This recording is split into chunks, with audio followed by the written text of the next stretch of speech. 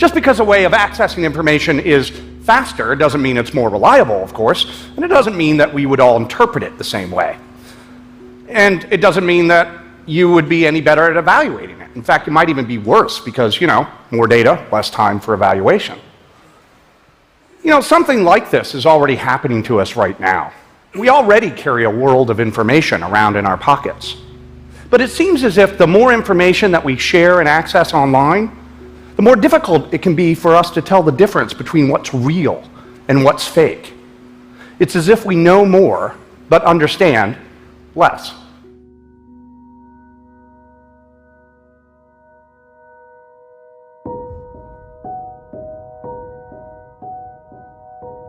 But like I said in a recent video, he doesn't expect us to bury our heads in the sand and to not be aware of these things. So I'm not for or against conspiracy theories, but I'm concerned about the pitfalls that I see out there in the Christian community, where it leads to fear, where it leads to obsession. Not to mention though, when you think about it, 300 hours of videos are released on YouTube every minute. So how do you keep track of all that information that's even being uploaded to your website? Because I think before people are just watching YouTube or they're watching these videos and taking them as hard fact. His brother told the Guardian newspaper that Braden's social media has been flooded with comments like, obviously a terrible crisis actor, lying bastard, your soul is disgusting and dark, you are a lying piece of expletive, and I hope someone truly shoots you in the head. So when we have groups like conspiracy theorist groups, it's amazing the power that they have over having people start to believe something. Like I said earlier, if we go after every single evil thing that's conspiring against us, we're going to be overwhelmed and it's going to cause fear. For we were not given a spirit of fear, but of power, love, and of a sound mind. If our focus on these conspiracy theories is leading us to fear, then we've gone down an unhealthy road. We've gone down the rabbit hole too far. Which brings me to the third thing that I think we need to do. That third thing is have a little humility. By humility here, I mean epistemic humility, which means just, in a sense, knowing that you don't know it all. But it also means something more than that. It means seeing your worldview as open to improvement by the evidence and experience of others. Seeing your worldview as open to improvement by the evidence and experience of others. That's more than just being open to change. It's more than just being open to self-improvement. It means seeing your knowledge as capable of enhancing or being enriched by what others contribute. Now, what are some of the pitfalls to this desire or this draw to conspiracy theories? It can lead to pride. If we start walking around feeling like, okay, we are the informed ones, we are the enlightened ones, and everyone else, they're in darkness, they're sheep, it can lead to pride. And it can become an addiction. Now, I don't think it's much of a stretch to say that our society is not particularly great at enhancing or encouraging that sort of humility. I mean, that's partly because, well, we tend to confuse arrogance and confidence.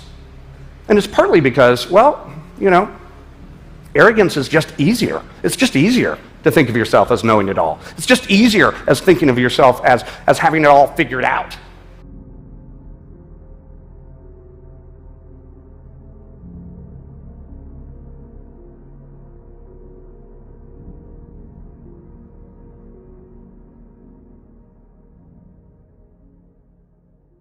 There's some discussion about the whole issue. There will be some debate, yes. Okay, thank you. He says no tinfoil hats, but you will find some extremely unconventional views. We're talking a rejection of what the scientific consensus says is indisputable, that the Earth is a globe. There are some variations in what flat earthers believe, but some common themes are the Earth is not a sphere, as you said. Other bodies out there are, though. It's not moving. We are not spinning on an axis or revolving around anything. And they don't really believe in space or anything we've observed from space. Some flat earthers are biblical literalists, believing the Earth and everything we see when we look up in the sky exists in sort of a dome.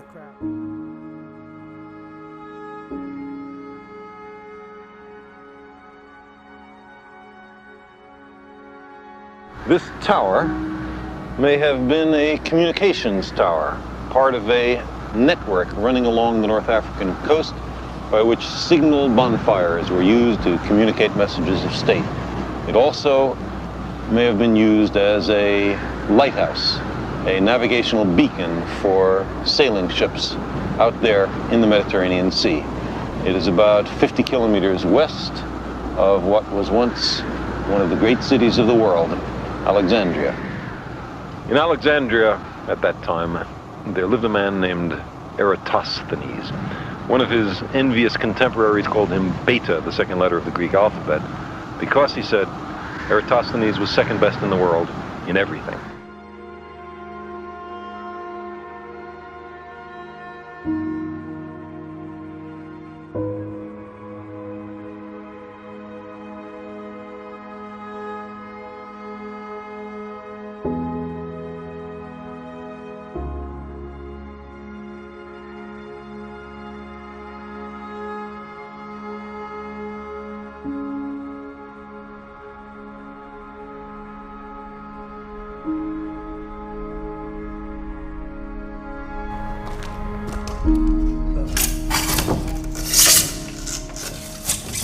We have a backup experiment. If you're seeing through this hole, through the next hole, and seeing the light at the backboard at 17 feet off the water, the Earth is flat. If he's holding it up at 23 feet high and we're seeing the light, well, that's because the Earth's curved. So I should only be able to see it when it's at 17 feet. Okay, go ahead and drive down there, Enrique. You're gonna hold the light there. Enrique, how high is your light? 17 feet. I mean, it's as, we don't see you, Enrique. Lift up your light way above your head. Interesting. Interesting there. That's interesting. It was an observation that someone else might easily have ignored. Sticks, shadows, reflections in wells, the position of the sun. Simple, everyday matters of what possible importance might they be.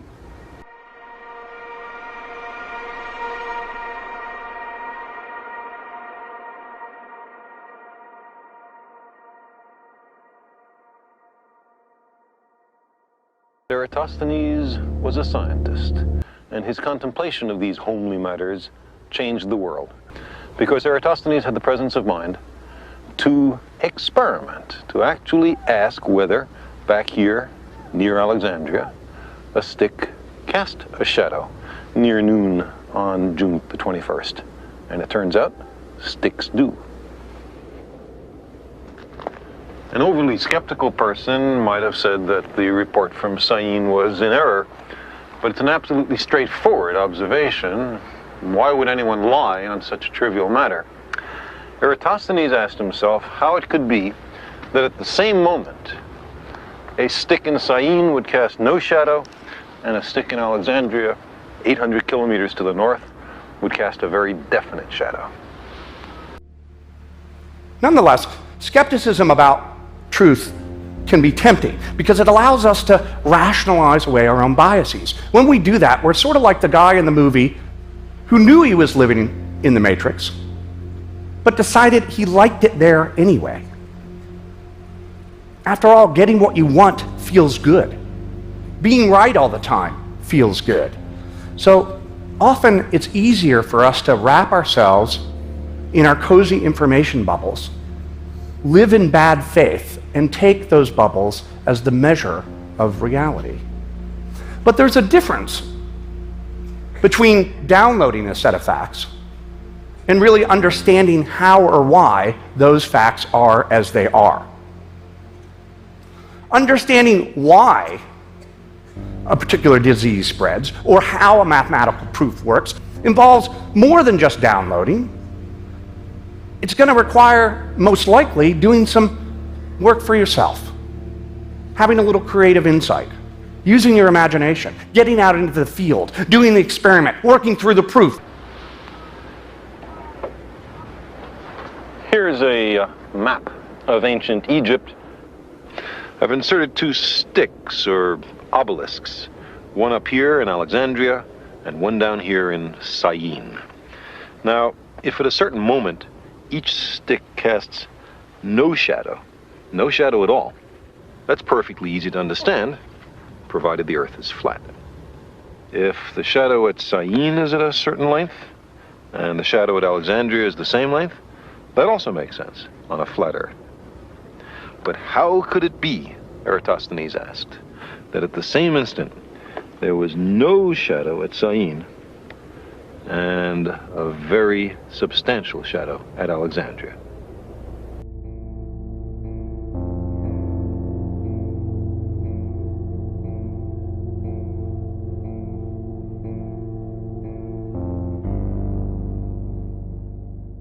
Seven degrees is something like a 50th of the full circumference of the Earth, 360 degrees. Eratosthenes knew the distance between Alexandria and Syene. He knew it was 800 kilometers. Why? Because he hired a man to pace out the entire distance so that he could perform the calculation I'm talking about. Now, 800 kilometers times 50 is 40,000 kilometers. So that must be the circumference of the Earth. That's how far it is to go once around the Earth. That's the right answer. Eratosthenes' only tools were sticks, eyes, feet, and brains, plus a zest for experiment. With those tools, he correctly deduced the circumference of the Earth to high precision, with an error of only a few percent. That's pretty good figuring for 2,200 years ago. It was an unusual gathering at the Salton Sea this morning. Demonstrators turning out to debunk the theory that the Earth is flat. It sounds like something straight out of a history textbook, but a group of flat Earth believers were out at the Salt Lake, like Mark Sargent, a prominent member of the community who was convinced after reading about it online. 9 months later, I'm banging my head on my computer, and I said, you know what, I'm going to go the other way with this. I'm not going to prove the globe anymore. I'm going to see if I could prove flat Earth. Out to debunk the theory is James Underdown with the Independent Investigations Group, a nonprofit focused on using scientific means to investigate extraordinary claims. One demonstration involved a boat-based target with horizontal stripes. We sent the boat out into the water, and the farther it goes, the more the stripes disappear. That's meant to prove the curvature of the Earth. However, the flat earthers disagreed, sparking debate. You guys think that's curved? And what I'm saying is I think it's perspective. So as the boat gets smaller like this, the waves that are close to us look bigger. Anyone convinced from your group, anyone convinced that the Earth is round? Yeah. Not a chance. It's flat.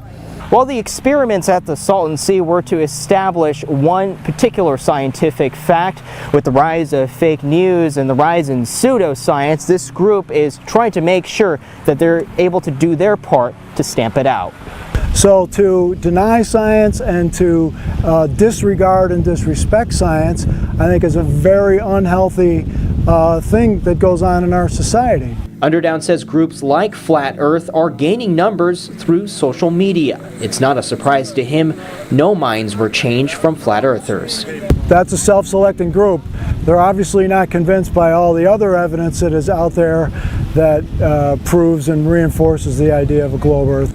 Underdown hopes he can do his part to inform the public with scientific facts and analysis. But for now, the debates continue. It doesn't matter. If they were at 50 feet, we're at 50 feet. With no real wave of convincing for either side. Join us in Denver this November for the Flat Earth International Conference 2018. The billboard for the convention just went up along E470. People can go there, be uninhibited about their beliefs, what they think. They can discuss it openly and freely. As a pilot and engineer, Bob used to think it was crazy.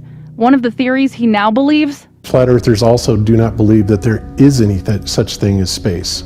And that's a crazy claim, right? So what about astronauts? The space shots are actually shot in a swimming pool. Flat Earthers reject Eratosthenes and Aristotle, Neil deGrasse Tyson, and NASA.